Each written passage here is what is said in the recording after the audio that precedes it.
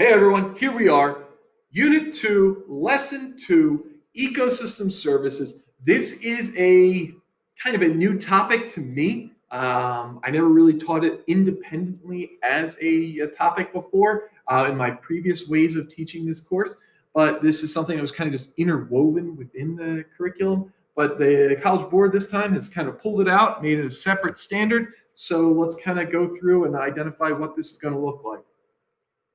What they want you to know is to be able to describe. Again, very simple word. Describe means just kind of understand those terms and just kind of quickly give that information, ecosystem services, and then describe the results of human disruptions to ecosystem services. So what they really want you to be able to do is identify what is an ecosystem service and then the human disruption to it and how do they kind of impact one another. All right. Now, what are ecosystem services? Well, there are four. There are four simple ecosystem services: provisioning services, regulating services, cultural services, and supporting services. Now, up here, if you see on the slide, you will see there's a lot of examples of what those different types of services are. And I'm going to kind of go into each one in depth here before too long. So here we go. Let's start with the first one, which is provisioning services.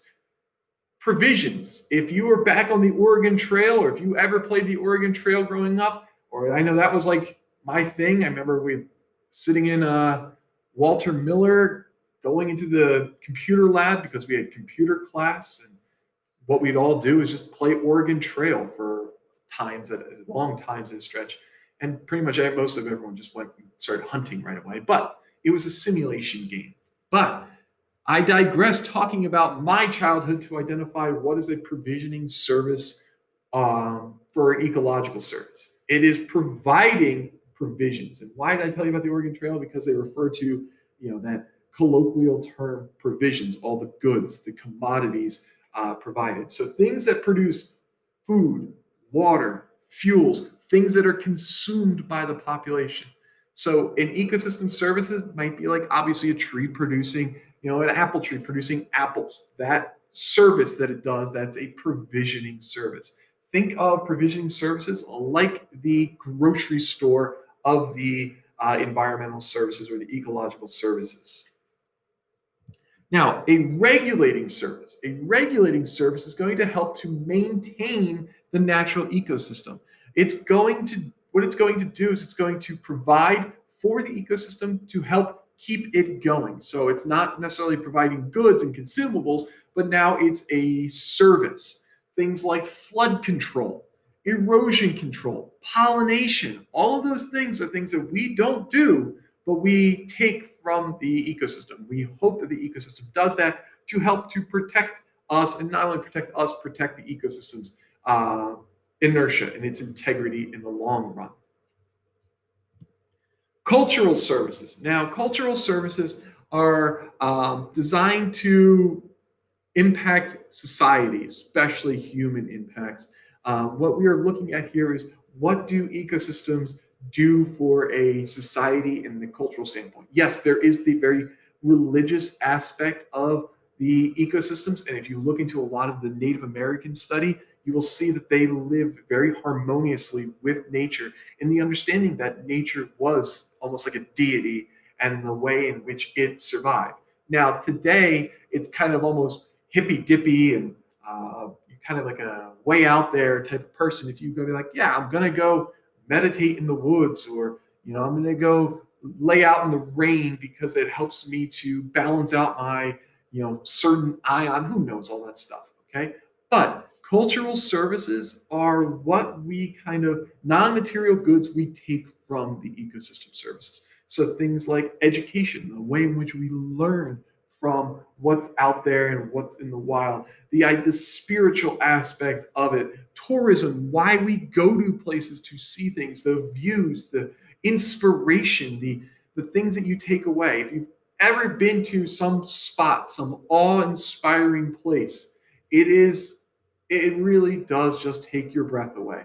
Things like seeing sunrise, for me, like seeing sunrise up on top of Mount Rainier, sitting at 12,000 feet above sea level, just watching the sun come up and looking at all the clouds down the valley and being up above them was just awe inspiring. Or looking at the Grand Canyon for the first time, or all of these different areas that you can go to and just kind of be inspired. And if you do any reading from some of the famous ecologists and stuff like that, this is what really led their missions. It was the inspiration they got from nature, from ecosystems. Finally, we get to supporting services. These are the essential services performed within the ecosystem to help to maintain other services. So things like biodiversity, the idea of all the different living organisms within an area, kind of helping to support the ecosystem in the long run. Soil formation, which we don't really ever focus too much in on, and then when it goes out and goes, oh man, look at today. Today's a good soil formation day. Nobody really does that, but it's happening. And without soil, you're not growing a lot of things. You're not supporting all that plant life. And if you don't have plants, you're not supporting consumers and so on and so forth. I could go ahead and tie this whole curriculum all together real quick, but we don't need to get into that big, long extension. Nutrient cycling, those biogeochemical cycles we talked about, that's just constantly occurring. That's helping to support everything. And things like evolution. Evolution are just really helping to keep everything moving, keep everything changing, but also helping to keep organisms surviving and competing. So here we look again at the ecosystem services, what each kind of category does. Remember, we talked about provisioning, providing for foods, different things like that, regulating, helping to mitigate too much changes in an area, cultural services, what kind of do we get as a society from ecosystems, and finally, what are ecosystems doing to help to maintain all the other stuff that they're doing. Now, one big term that we really need to understand is the idea of anthropogenic or anthropogenics. Anthropogenic is just referring to human activity. So it's activity that's related to humans doing something. We can talk about climate change. People talk about climate change all the time, especially people that are against the idea of climate change occurring. They talk about how there's a cyclical pattern to the levels of carbon dioxide, and the planet does get warmer and cooler. We can look at history of ice ages and then interglacial periods where yes, they are correct. The planet does get warmer and cooler. We do go through ice ages. We don't. The levels of carbon dioxide fluctuate up and down. But we then talk about anthropogenic influences to climate change. Anthropogenic, again, human actions, all the burning of fossil fuels. And that is increasing our carbon dioxide faster and to higher levels than it's ever been recorded in history, pre, any developed organisms. Really, we're talking, ancient Earth might have been just slightly warmer, but we're really looking at what we've done due to increasing carbon dioxide levels is mainly due to human action. So that's anthropogenic cause. So anytime you see that word, this word anthropogenics, it's referring to human activity. So make sure you kind of understand those different things. Now, how do human actions influence and disrupt those ecosystem services? Again, we talk about increasing carbon dioxide levels, the planet's getting warmer. We can go back to some of those feedback loops, which we talked about in previous lessons. The idea that human influences are altering these services provided. Okay? If plants can't produce foods because they're going through droughts, which we're linking to climate change, we are now disrupting provisioning services.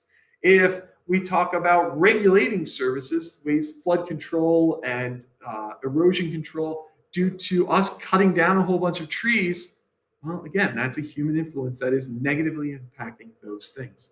So what I want you to be able to do from this topic, this specific thing, is to be able to link a human action and how it's disrupting a provisioning service. How is it disrupting a cultural service? How is it disrupting a regulator or supporting services? How do human actions influence these ecosystem services? If you can do that, you've achieved a perfect success on this lesson. All right. Remember, this lesson's goals were you to be able to identify the different ecosystem services or describe them in the better term, and then to describe how human actions are influencing them. We have concluded 2.2. Hopefully, you are able to quickly kind of go through and identify those things. Hopefully, it's not too difficult for you to understand. Hopefully, this all makes sense. If it does, that's great. If it doesn't, you know what to do. All right? Have yourselves a great one. I look forward to seeing you at the next lesson. You like that lesson? I know you did. So why don't you go ahead and smash that like button right now. Go ahead and comment. Tell all your friends about how great that lesson was. And make sure you subscribe, because I'm going to keep bringing you AP environmental content that you're going to want to watch. Or do whatever else those other YouTube channels tell you to do. And with that, Maloney, out.